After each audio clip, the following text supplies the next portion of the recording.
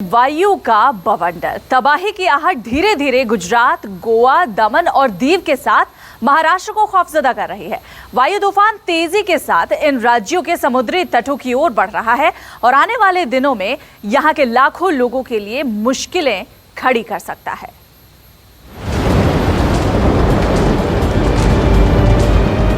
चक्रवाती तूफान वायु का बढ़ता खतरा।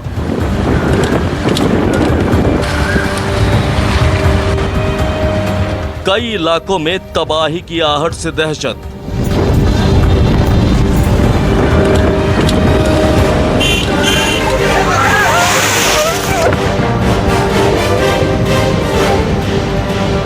गुजरात, दमन और दीव के साथ महाराष्ट्र में खतरा।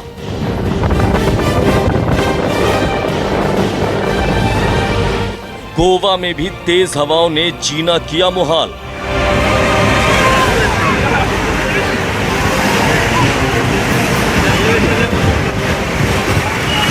वेरावल की ओर बढ़ रहा है चक्रवाती तूफान वायु।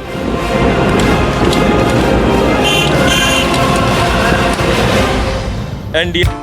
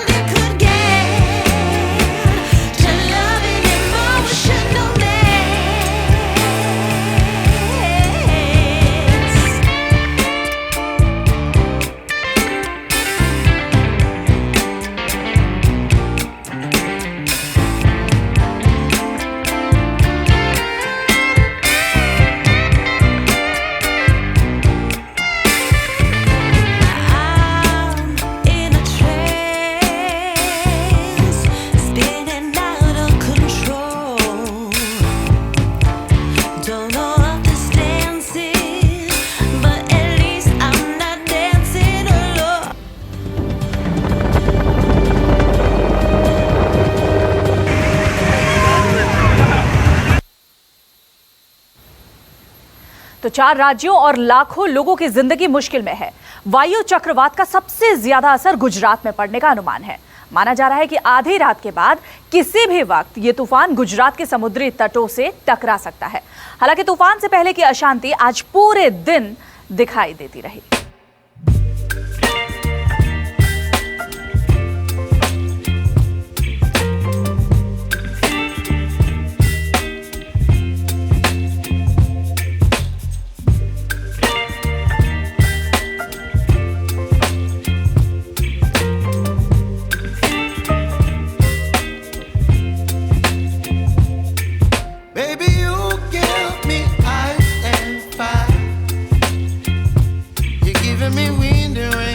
चक्रवाती तूफान वायु गुजरात के अब और करीब पहुंच गया है। 13 जून की अहले सुबह इसके तटीय इलाकों से टकराने का अनुमान है, लेकिन तूफान से पहले की यह अशांति बताने के लिए काफी है कि करीब 150 किलोमीटर प्रति घंटे की रफ्तार से गुजरात के समुद्री इलाके से टकराने वाला ये तूफान कितनी तबाही मचा सकता है। पोरबंदर की ये तस्वीरें वायु चक्रवात के समुद्री तट से टकराने के करीब 12 घंटे पहले की। समुद्र में उठती तेज लहरें तूफानी रफ्तार से तट से टकरा रही हैं। लहरें इतनी तेज हैं कि समुद्र का पानी कई फीट ऊपर तक उछल रहा है। ये तस्वीरें इस बात का इशारा कर रही हैं कि जब चक्रवात अपनी पूरी रफ्तार के साथ यहाँ पहुंचेगा तो कैसी तबाही ला सकता है। एहतियात के तौर पर समूचे तटीय इलाकों को खाली करा लिया गया है और किसी को भी समुद्र की तरफ जाने से पहले ही रोक दिया जा रहा है।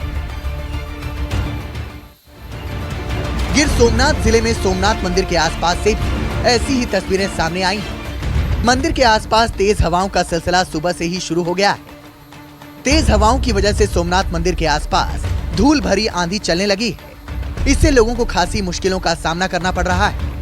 सोमनाथ मंदिर में श्रद्धालुओं की भारी भीड़ रहती है। ऐसे में सावधानी बरतते हुए सैलानियों को सुरक्षित स्थान तक पहुंचाने का काम जारी है।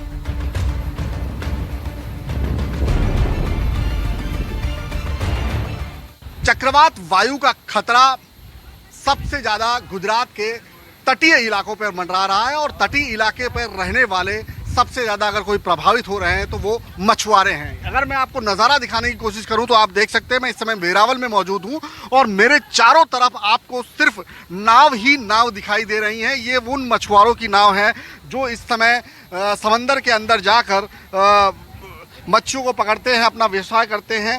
लेकिन इस समय जिस तरह का खतरा मंडरा रहा है चक्रवात का, अगर उसकी एक बानगी यहाँ पर आपको दिखाने की कोशिश करूँ, आप देख सकते हैं लहरें किस तरह से विकराल रूप लेती हुई आ रही हैं यहाँ पर। और आपको एक के बाद जिस तरह से आप देख रहे हैं कि किस तरह से लहरें जो हैं कई कई मीटर तक उछल रही हैं, ऊपर जा रही हैं और ऐसा लग रहा है कि जैसे कि पूरे के इलाके को ये लील जाएंगी।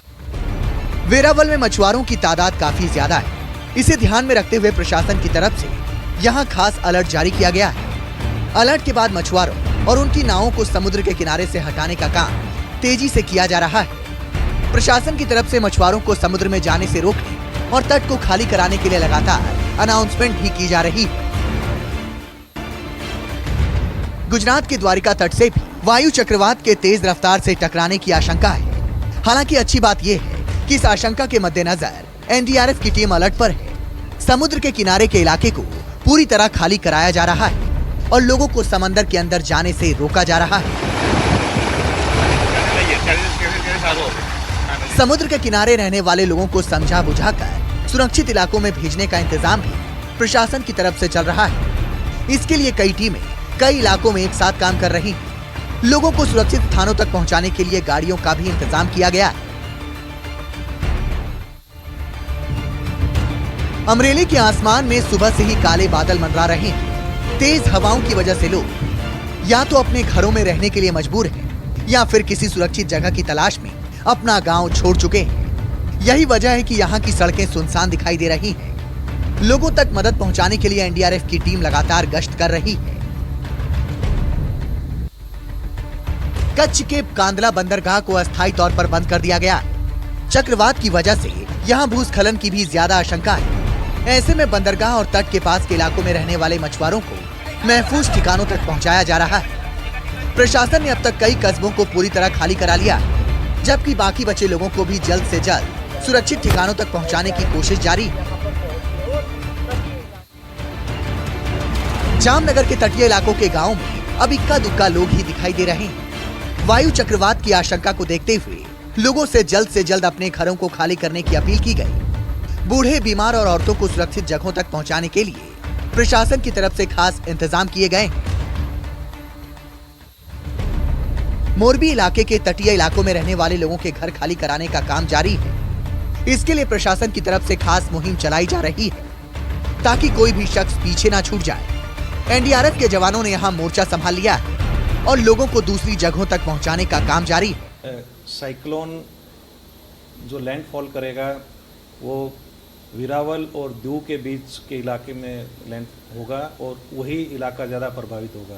तो जो कोस्टल के ज़िले हैं वहाँ पे एनडीआरएफ की टीमों की संख्या ज़्यादा रखी गई है, जैसे गिर सोमनाथ, पोरबंदर, अमरेली, भावनगर, जूनागढ़। चक्रवात की तूफानी रफ्तार को देखते हुए गुजरात सरकार भी मुस्तैद है। सीएम विजय रूपानी ने गांधीनगर में सेना और आपदा प्रबंधन के अधिकारियों के साथ एक हाई लेवल मीटिंग की और अब तक की राहत कार्यों का जायजा लिया। अभी तक जो कच्चे मकान में रहने वाले लोग, हमने 10 डिस्ट्रिक्ट को आइडेंटिफाई किया है। उनमें सभी कच्चे मकान, सभी जो कोस्टल पट्टी पर दरियाई पट्टी पर जो गांव है उन सबको शिफ्टिंग करने का डिसीजन लिया है। एनडीआरएफ की 47 ट्रूप्स कंपनी यहाँ आ गई है, बाकी है वो शाम तक आ जाएगी। और पूरी केंद्र सरकार चिंता कर रही है। एयरफोर्स, मिलिट्री, कोस्ट गार्ड ये सब भी तैयार है, हमारे साथ कोऑर्डिनेशन हो गया है। सरकार के साथ मौसम विभाग भी वायु चक्रवात पर खास नजरें बनाए हुए है। अरब सागर से उठे इस तूफान पर गुजरात के साथ साथ महाराष्ट्र के मौसम विभाग की भी कड़ी नजर है और वो सरकार को पल पल की रिपोर्ट मुहैया कराने में व्यस्त है ताकि लोगों पर इस तूफान का कम से कम असर हो। और वैसे इसका जो ट्रैक है ये नॉर्थ वेस्टर्ली है, तो ये आगे चल के गुजरात में जो सौराष्ट्र है, वेरावल और महुआ और पोरबंदर के बीच में से ये गुजरात को स्ट्राइक करने की संभावना है। ये संभावना जो हमने बताई है ये कल सवेरे होने वाली बात है। 13 जून के सवेरे we are expecting that cyclone जो है वो सौराष्ट्र और कच्छ में से यहाँ से आगे निकल के जाएगा। और इसके लिए गुजरात के भी जो चीफ सेक्रेटरी साहब है और दीव के जो एडमिनिस्ट्रेटर है इनके लिए भी अलग अलग मैसेजेस हमने बना के भेजे, उनके साथ बातचीत हो रही है। महाराष्ट्र स्टेट गवर्नमेंट से भी डिज़ास्टर मैनेजमेंट से बात हो रही है और लगातार जो है 24 आवर जो है इसकी निगरानी जो है अलग अलग माध्यम से, जैसे उपग्रह द्वारा मिलने वाली जानकारी, रडार द्वारा मिलने वाली जानकारी और सब ऑब्जर्वेटरी जो है हमारे जो कोस्टल ऑब्जर्वेटरीज है डिपार्टमेंट के, वो हर घंटे में अपना निरीक्षण भेज रहे हैं। गुजरात से सटे राज्यों में भी वायु चक्रवात का असर दिख रहा है। दीव में मौसम ने अचानक करवट ली और बुधवार की सुबह से ही यहाँ आसमान पर काले बादल छाने लगे। कई इलाकों में जमकर बरसात भी हुई। प्रशासन यहाँ मौसम के मिजाज पर नजरें बनाए हुए है। वायु चक्रवात का असर सिर्फ गुजरात में ही नहीं बल्कि महाराष्ट्र के तटीय इलाकों में भी नजर आ रहा है। बुधवार की दोपहर को मुंबई का मौसम अचानक बदल गया और कई इलाकों में जोरदार बारिश हुई। तेज हवाओं की वजह से कई पेड़ गिर गए, जिससे लोगों को परेशानी का सामना भी करना पड़ा। हालांकि मुंबई में इस तूफान का ज्यादा असर नहीं होगा। बावजूद इसके प्रशासन ने एहतियातन सभी तटीय इलाकों को खाली करा लिया है।